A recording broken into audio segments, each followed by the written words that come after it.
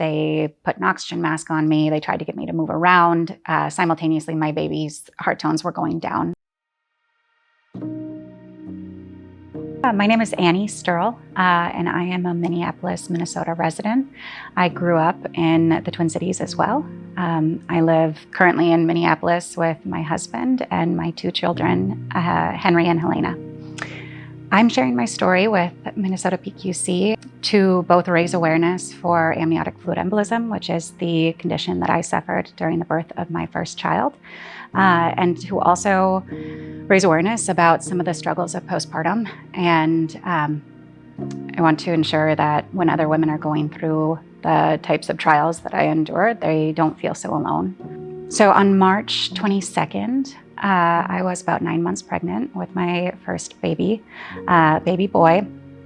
It was March 22nd of 2020, so we were about 1 week into the COVID-19 pandemic. We chose for that reason to induce because we didn't understand the risks of COVID to pregnant women and their babies at the time. So it seemed like a safer option. My labor was pretty typical for a while, but about 2 hours later, I began experiencing faintness or shortness of breath.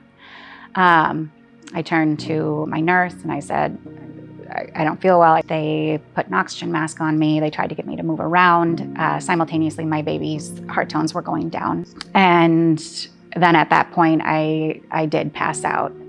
So they made the decision to wheel me to the OR for an emergency cesarean. And my son was delivered about 6 minutes later.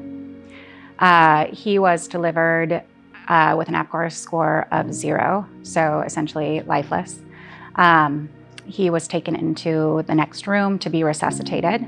They thankfully got him back really quickly. While he was getting resuscitated and moved to the NICU, as they were closing my cesarean, I went into cardiac arrest. I was in something called a refractory cardiac arrest where they couldn't get my heart to beat on its own. So they put something called the Lucas on my chest. The Lucas is a device that performs CPR for the medical staff in the room. And so while the Lucas was on my chest, they began the process of putting me on ECMO, which is extracorporeal membrane oxygenation. And that's a device that is a form of life support where your blood is circulated outside of your body, oxygenated, and then put back into your body. So it takes over the work of your heart and lungs. While all this was going on to try to get my heart back, I simultaneously hemorrhaged. So I went into a state called DIC, disseminated intravascular coagulopathy. And that causes your blood to first clot. And so all of your clotting factors get absorbed. So you're clotting where you shouldn't. And then because of that, where you need to clot, you begin to hemorrhage. These are all hallmark symptoms of a condition called amniotic fluid embolism. So AFE presents as respiratory failure, followed by cardiac arrest, followed by this condition called DIC, and all of that in the absence of preceding fever, and all in the context of childbirth.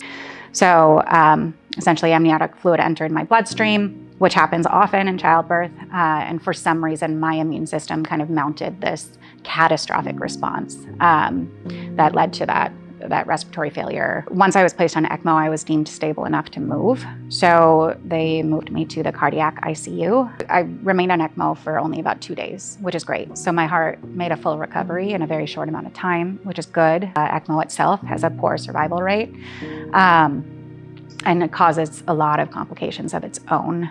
I remained in a coma for 17 days. In that time, they performed an MRI, and the MRI revealed that I had suffered basically a shower of strokes throughout my brain, and also had some swelling that had to come down and a couple of hemorrhages as well. So my brain had kind of been through it, and during that kind of coma time frame, it was very unclear to the physicians what type of recovery I would make.